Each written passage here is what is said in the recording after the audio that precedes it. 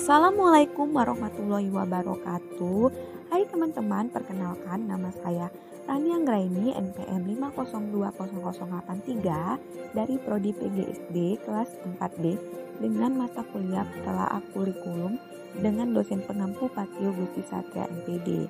Baiklah, di sini saya akan menjelaskan materi tentang perbedaan dan perubahan kurikulum. Yang pertama ada Rencana Pelajaran 1947. Kurikulum pertama yang lahir pasca kemerdekaan adalah Kurikulum 1947. Mulanya, pada saat itu lebih populer digaungkan dengan istilah Belanda Leerpen yang artinya rencana pelajaran dibandingkan dengan istilah kurikulum. Sebab itu, Kurikulum 1947 juga dikenal dengan istilah Rencana Pelajaran 1947. Perubahan arah pendidikan lebih bersifat politis dari orientasi pendidikan Belanda ke kepentingan nasional. Fokusnya cenderung pada pembentukan karakter yang merdeka dan berdaulat hingga sejajar dengan bangsa lain. Rencana pelajaran baru secara resmi dilaksanakan di sekolah-sekolah mulai tahun 1952. Lalu yang kedua ada Rencana Pelajaran Terurai tahun 1952. Kurikulum tahun 1952 menjadi penyempurnaan dari kurikulum sebelumnya dan diberi nama Rencana Pelajaran Terurai tahun 1952. Hal yang paling menonjol sekaligus menjadi ciri khas kurikulum ini adalah konsep tematik. Artinya, setiap rencana pelajaran harus memperhatikan isi pelajaran dan dihubungkan dengan kehidupan sehari-hari. Silabus mata pelajaran menunjukkan secara jelas bahwa seorang guru hanya mengajar satu mata pelajaran. Yang ketiga ada Rencana Pendidikan tahun 1964. Isu yang berkembang pada kurikulum ini adalah konsep pembelajaran aktif, kreatif, dan produktif. Melalui konsep ini, pemerintah menetapkan hari Sabtu adalah hari krida. Artinya, siswa diberi kebebasan untuk berlatih berbagai kegiatan sesuai dengan minat bakatnya. Pemerintah pada tahun 1964 juga mempunyai keinginan agar rakyat mendapatkan pengetahuan akademik untuk pembekalan pada jenjang SD. Sehingga pembelajaran dipusatkan pada program Pancawardhana, yaitu pengembangan moral, kecerdasan emosional atau artistik atau kepribadian dan keterampilan dan jasmani. Yang keempat ada Kurikulum 1968. Memasuki masa Orde Baru, kelahiran kurikulum ini juga bersifat politis. Tujuannya lebih ditekankan untuk mempertinggikan mental, moral, budi pekerti dan keyakinan beragama. Ciri khusus yang menonjol dari kurikulum 1968 adalah correlated subject curriculum, artinya materi pada jenjang pendidikan rendah memiliki korelasi untuk jenjang pendidikan selanjutnya. Selain itu, muatan materi pelajarannya bersifat teoritis, tidak mengaitkan dengan permasalahan faktual di lapangan atau tematik. Sistem penjurusan di jenjang SMA sudah lahir dari kurikulum ini dan dilakukan di kelas 2 SMA atau kelas 11. Yang kelima ada Kurikulum 1975. Pemerintah kemudian menyempurnakan Kurikulum 1968 menjadi pada tahun 1975. Latar belakang kelahirannya akibat dari sejumlah perubahan oleh pembangunan nasional. Metode, materi, dan tujuan pembelajaran dirinci dalam prosedur pengembangan sistem instruksional atau PPSI yang dikenal dengan istilah satuan pelajaran, yaitu rencana pelajaran setiap satu bahasan. Hal ini yang membuat kurikulum ini mendapat kritikan. Pasalnya, para guru dibuat terlalu sibuk menulis apa perincian dari setiap kegiatan pembelajaran. Ada sejumlah perubahan ditemukan dalam kurikulum ini. Nama pelajaran ilmu alam dan ilmu hayat diubah menjadi ilmu pengetahuan alam. Kemudian, pembelajaran ilmu aljabar atau ilmu ukur menjadi pelajaran matematika. Yang keenam ada Kurikulum 1984 Kurikulum ini lahir karena kurikulum 1975 disebut tidak bisa mengejar kemajuan pesat masyarakat.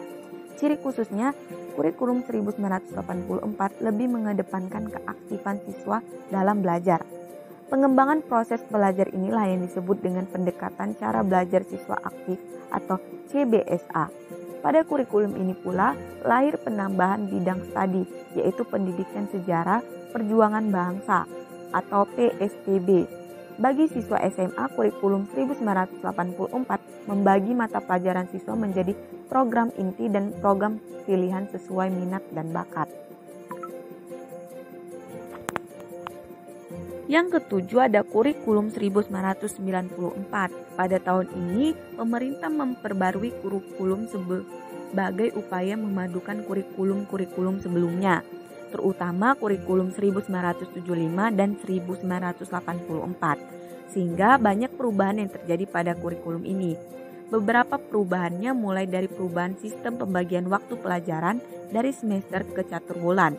Hal ini diharapkan agar siswa dapat menerima lebih banyak materi pembelajaran dalam 3 kali caturwulan selama setahun. Nama SMP diganti menjadi SLTP Sekolah Lanjutan Tingkat Pertama, kemudian SMA diganti menjadi SMU atau Sekolah Menengah Umum.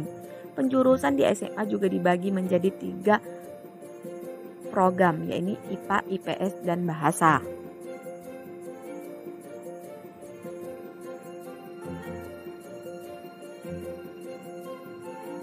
Lalu yang ke-8 adalah kurikulum 2004.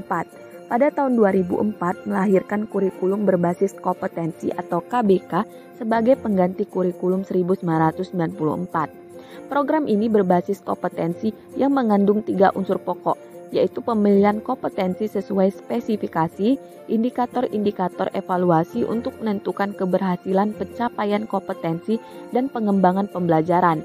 Implikasinya, sekolah diberi kewenangan untuk mengembangkan komponen kurikulum sesuai dengan kondisi sekolah dan kebutuhan peserta didik. Kemudian dikembangkan pula kurikulum yang semula berbasis materi diubah menjadi berbasis kompetensi. Ciri kurikulum 2004 nama SLTP diubah kembali menjadi SMP dan SMU dikembalikan menjadi SMA. Selanjutnya kurikulum 2006. Kurikulum 2006 inilah yang biasa dikenal dengan kurikulum tingkat satuan pendidikan atau KTSP dan diberlakukan sejak Undang-Undang Nomor 20 Tahun 2003 tentang Sistem Pendidikan Nasional yang kemudian dijabarkan dalam Peraturan Pemerintah Nomor 10 Tahun 2003. Kurikulum ini hampir mirip dengan kurikulum 2004, perbedaannya terletak pada kewenangan dan penyusunannya, yaitu mengacu desentralisasi sistem pendidikan Indonesia. Pemerintah pusat menetapkan standar kompetensi dan kompetensi dasar. Guru dituntut mampu mengembangkan sendiri silabus dan penilaian sesuai kondisi sekolah dan daerahnya. Secara umum, tujuan kurikulum ini adalah untuk memandirikan dan memberdayakan satuan pendidikan melalui pemberian kewenangan kepada lembaga pendidikan. Dan yang terakhir yaitu kurikulum 2013. Kurikulum 2013 lebih menekankan pada pendidikan karakter. Implementasinya pendidikan karakter diintegrasikan dalam seluruh pola pembelajaran pada setiap bidang studi. Selain itu, kurikulum ini menekankan pada pembentukan sikap spiritual pada kompetensi inti 1 atau Q1 dan sikap sosial pada kompetensi inti 2 atau Q2. Namun penilaian sikap Q1 dan Q2 sudah dihapuskan di setiap mata pelajaran pada kurikulum 2013, edisi revisi pada tahun 2017. Hanya tersisa untuk pelajaran agama dan PPKN. Ciri khusus kurikulum ini yaitu penilaian berbasis pendidikan karakter, pembelajaran berbasis tematik, dan guru sebagai fasilitator. Artinya, guru dituntut untuk memahami karakter peserta didik dan memberikan kemudahan bagi mereka. Perlu di samping itu, terdapat materi yang dirampingkan dan materi yang ditambahkan. Materi yang dirampingkan terlihat pada materi Bahasa Indonesia, IPS, PPKN, dan lainnya. Sedangkan materi yang ditambahkan adalah materi matematika. Kurikulum 2013 hingga saat ini masih berlaku dan diterapkan di sekolah-sekolah Indonesia. Baiklah, itu saja materi yang bisa saya dapat sampaikan pada kesempatan kali ini. Kurang dan lebih saya mohon maaf, kepada Allah saya mohon ampun. Saya akhiri, assalamualaikum warahmatullahi wabarakatuh. Terima kasih guys.